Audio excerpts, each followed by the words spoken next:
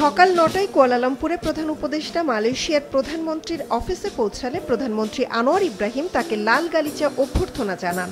সেখানে doctor ইউনূসকে guard of honour দেওয়া হয়। পরে উভয় দেশের মধ্যে উচ্চ পর্যায়ের ২টি বৈঠক অনুষ্ঠিত হয়। বৈঠকে বাংলাদেশের প্রধান উপদেষ্টা অধ্যাপক মোহাম্মদ ইউনূস এবং মালয়েশিয়ার প্রধানমন্ত্রী আনোয়ার ইব্রাহিম নিজ নিজ দেশের পক্ষে নেতৃত্ব দেন। এ সময় দুদেশের সম্পর্ককে আরও গভীর এবং কৌশলগত অংশীদারিত্বে রূপান্তরের অঙ্গীকার জানান দুই নেতাই। এরপর প্রধান উপদেষ্টা অধ্যাপক মোহাম্মদ ইউনূস ও মালয়েশিয়ার প্রধানমন্ত্রী আনোয়ার ইব্রাহিমের উপস্থিতিতে দুই দেশ প্রতিরক্ষা সহায়তা, জ্বালানি, কৌশলগত ও আন্তর্জাতিক শিক্ষা এবং ব্যবসা বাণিজ্যের ক্ষেত্রে ৫টি সমঝোতা স্মারক সই করে। এছাড়া দুই দেশের মধ্যে উচ্চশিক্ষা, কূটনীতিকদের প্রশিক্ষণ এবং হালাল ইকোসিস্টেম নিয়ে ৩টি নোট অফ এক্সচেঞ্জ সই হয়েছে। পরে যৌথ ব্রিফিংয়ে প্রধান উপদেষ্টা ডক্টর মোহাম্মদ ইউনূস জানান, আগামী ফেব্রুয়ারিতে নির্বাচনের জন্য প্রস্তুত Bangladesh.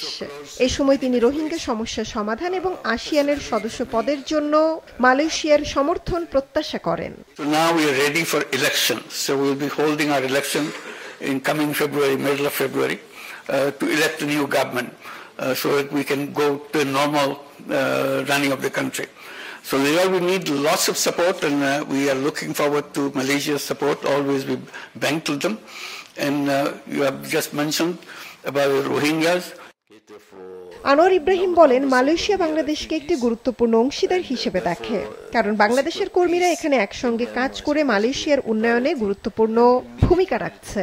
We did probably one of the first official delegation to stop over in Dhaka to show our commitment to our friends, to ensure that Bangladesh is a great country with enormous potential and a great friend of Malaysia.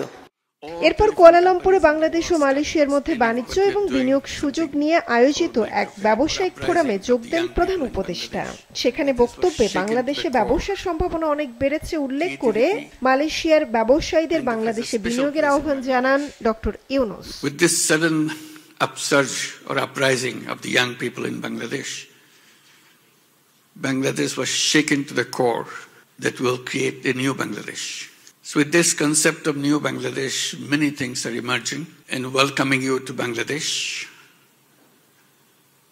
to explore possibilities. 3 দিনের Malaysia সফরের দ্বিতীয় দিনে তিনি আরও বৈঠক করেন cellular operator রবির প্রধান শেয়ার হোল্ডার আজিয়াটা গ্রুপের প্রধান নির্বাহী কর্মকর্তা ও ব্যবস্থাপনা পরিচালক বিবেক সুদের সঙ্গে। বাংলাদেশে 5G সম্প্রসারণের আবেদন জানান প্রধান উপদেষ্টা। মৌমিতা জান্নাত, মাছরাঙা সংবাদ, ঢাকা।